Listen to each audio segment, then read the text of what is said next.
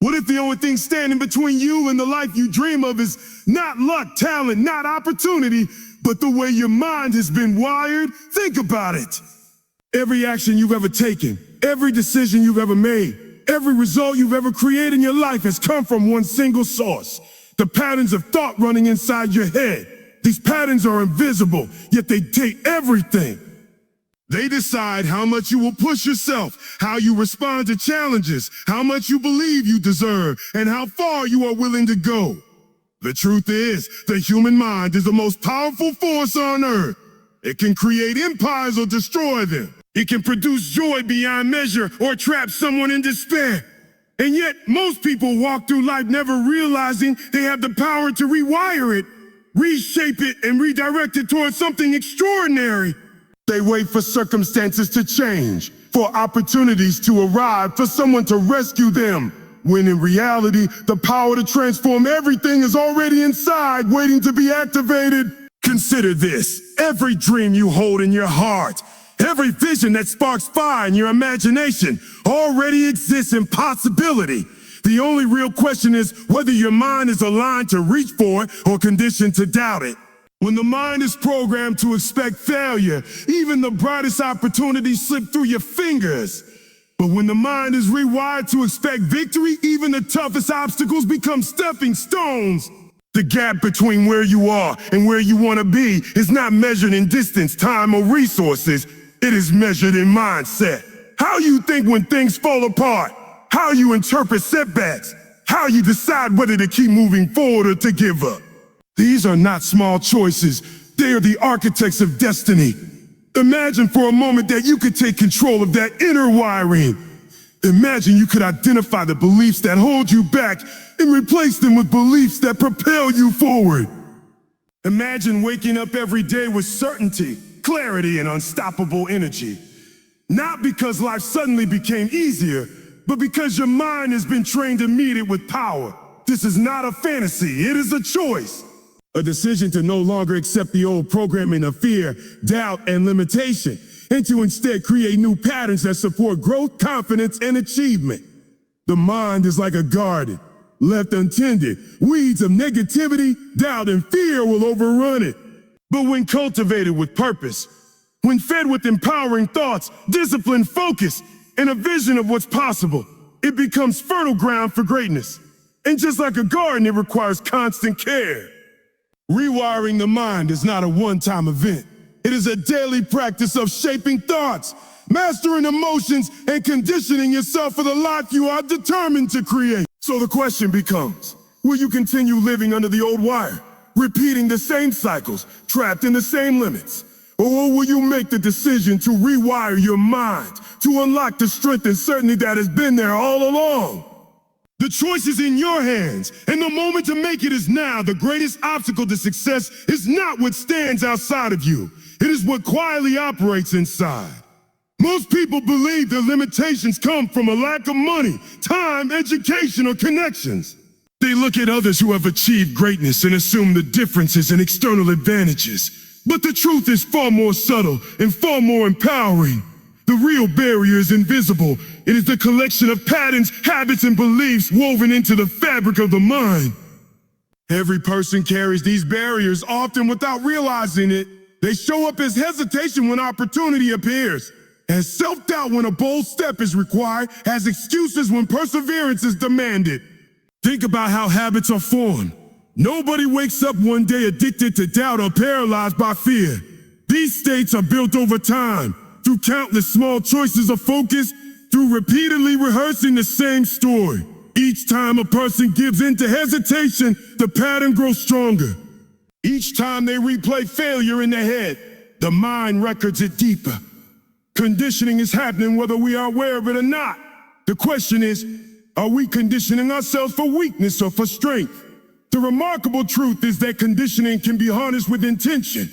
Just as the body grows stronger with consistent training, the mind becomes more powerful through deliberate practice. Gratitude, for example, is not merely an emotion. It is a conditioned response. When you practice looking for what is good, over and over, your brain begins to search for it automatically. Confidence works the same way. It is not the absence of fear, but the repeated choice to step forward anyway, until courage becomes the natural default. Conditioning is not glamorous. It is not a single moment of inspiration. It is the daily disciplined act of choosing the thoughts that align with the life you want. It means starting each day by directing the mind instead of letting it wander. It means using your body, your words, your focus to create the emotional state that fuels your highest performance. Over time, these choices add up. What begins as effort eventually becomes effortless. Consider how athletes train. They don't wait for the big game to hope their body responds correctly. They rehearse movements thousands of times until they no longer need to think. Their bodies simply act. The same principle applies to the mind. If you rehearse resilience when adversity strikes, you don't crumble. You respond with strength because your conditioning has already decided your reaction. If you rehearse discipline when distraction comes, you stay the course without hesitation. And here lies the extraordinary potential. Conditioning turns struggle into instinct. At first, rewiring feels uncomfortable because you are breaking free from years of old patterns. But with repetition, the new wiring takes over, and what once felt difficult becomes who you are. What once required effort becomes natural. The power of conditioning is that it does not care what is installed. It will reinforce whatever is practiced. Feed it doubt, and it will give you hesitation. Feed it courage, and it will give you strength. Feed it vision, and it will give you clarity. Clarity. The choice is yours. Every day you are training your mind, whether you know it or not. The only question is, are you training it to keep you stuck, or are you training it to set you free? Conditioning is the bridge between who you are now and who you are capable of becoming. Once you commit to mastering it, nothing can stop the momentum of your growth. At the core of every decision, every action, and every result lies one thing: emotion. It is not logic that drives human behavior. It is the state a person is in at the moment of choice. Fear paralyzes, doubt delays, anger blinds, but passion ignites. Confidence propels, determination sustains. Mastering emotions is therefore not a luxury. It is the foundation of lasting transformation. Most people live as prisoners of their emotional states. They wake up and immediately check their phones, allowing the world to dictate their mood. A single negative comment ruins their confidence. A setback at work destroys their focus. A disagreement at home colors their entire day. They live reactively, at the mercy of external triggers, believing emotions are uncontrollable storms that must simply be endured. But this is not true. Emotions are not random forces. They are patterns, and patterns can be changed. Emotional mastery begins with awareness. The moment you notice how often you let fear, anger, or frustration take over, you start to see the pattern. From awareness comes the power of choice. The truth is, you can decide which emotions you cultivate. You can decide which state you live in. While you cannot control every event that happens, you can control what those events mean and how you respond to them. That choice is where power begins. There are three levers of emotion: focus, physiology, and meaning. What you focus on determines what you feel. Focus on problems and you feel overwhelmed. Focus on possibilities and you feel inspired. Physiology plays its role too. Your body posture, your breath, your movement. Stand tall, breathe deeply, move with energy, and confidence will rise instantly. Finally, meaning is the ultimate force. Nothing has meaning except the meaning you give it. A failure can mean the end, or it can mean the beginning. A challenge can mean punishment, or it can mean preparation. Change the meaning and you change the feeling. Emotional mastery is not about never feeling fear or doubt. It is about using those emotions instead of being used by them. Fear can be reframed as excitement. Doubt can become curiosity. Frustration can become fuel.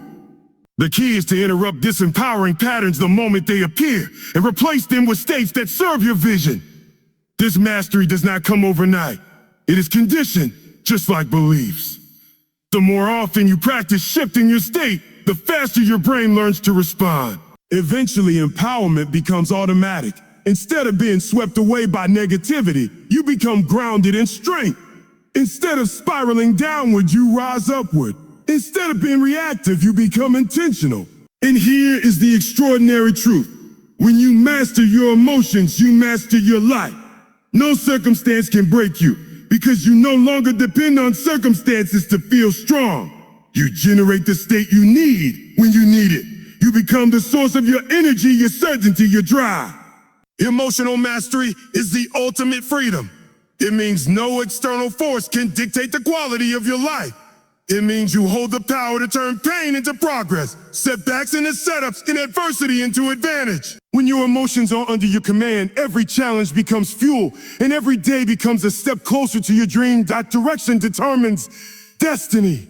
Without a clear vision, the mind drifts, pulled in every direction by distraction, doubt, and circumstance. But when there is a vision, vivid, compelling, and unshakable, it acts as a compass, guiding every choice, every habit, every action toward a single destination. Vision is more than a dream. A dream is something you hope for. A vision is something you live for. It is not a vague wish or a distant fantasy. It is a mental blueprint of the life you are determined to create.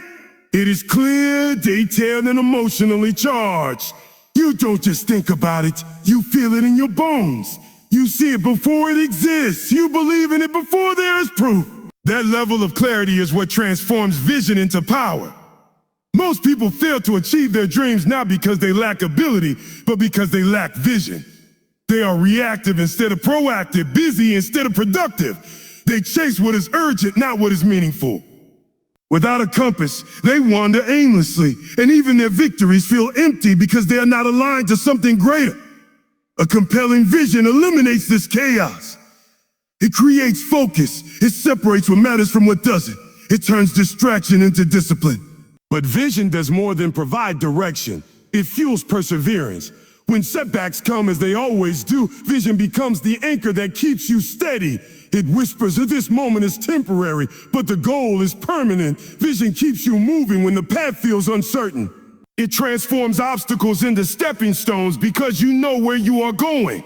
To create a vision that truly serves as a compass, it must be bigger than comfort and louder than fear. It must stretch you, excite you, and demand the best version of yourself. A small vision will never ignite great action, but a massive vision, one that calls to the deepest part of who you are, has the power to pull you forward even in moments when motivation fades. Vision must also be lived daily, not stored away like a forgotten dream. It is not something you glance at once in a while. It is something you immerse yourself in. You visualize it, you speak it, you act on it. You align your habits, your choices, and your identity with it.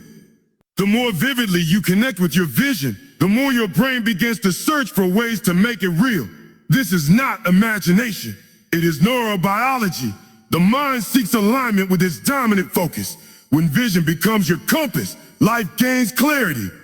Decisions become easier because you measure them against where you want to go. Energy multiplies because every action has purpose. Time expands because you no longer waste it on distractions. With vision as your guide, even the smallest steps carry weight because they align with something far greater. And here is the truth. Without vision, even success can feel like failure. But with vision, even struggle feels meaningful. Vision is the compass that turns chaos into clarity, effort into excellence, and dreams into destiny. Once it is set, the only direction left to move is forward. Vision gives you direction, but standards determine whether you will ever reach it. Dreams without standards remain fantasies. Standards are the invisible lines that define what you are willing to accept from yourself and from life. They are the boundaries between mediocrity and excellence, between wishing and achieving. Everyone has standards, whether they realize it or not. Some people have standards of survival, just getting by, paying the bills, making it through another week. Others have standards of comfort, staying safe, avoiding risk, doing it just enough. But the people who achieve extraordinary results live by higher standards. For them, excellence is not optional. It is the minimum requirement. The difference between a should and a must is the difference between failure and success. When you say, I should be healthier, nothing changes. But when you raise the standard to, I must be healthy no matter what, then your behavior aligns. When you say, I should work harder on my goals, you delay. But when you declare, I must give my best every day, procrastination dies. Standards transform desire into obligation, and obligation into action. Raising your standards is not about perfection. It is about refusal. Refusing to tolerate what no longer serves you. Refusing to accept excuses. Refusing to settle for less than what you are capable of. The moment you decide that average is no longer acceptable, you activate a new identity. Your nervous system, your habits, your focus, all reorganized to match the new level you demand from yourself. Think of it like a thermostat. A thermostat is programmed to maintain a set temperature. If the room gets too cold, it activates heat. If the room gets too hot, it activates cooling. Your standards work the same way. If your results dip below your standards, you adjust your behavior to bring them back up. But if your standards are set low, you will live at that level no matter how much potential you have. When you raise them, your life must rise to meet them. And here's the secret. You don't get what you want in life. You get what you are willing to tolerate. If you tolerate excuses, you will find them everywhere. If you tolerate fear, it will dominate your decisions. But if you raise your standards high enough, you no longer allow these things to exist in your world. You cut them off at the root. Raising standards is a decision, but it is also a practice. You must reinforce it daily. You must surround yourself with influences that challenge you to stay at that level.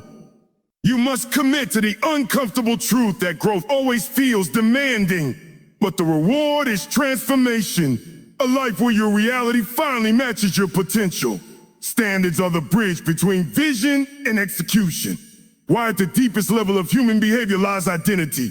Beliefs shape actions, but identity shapes destiny.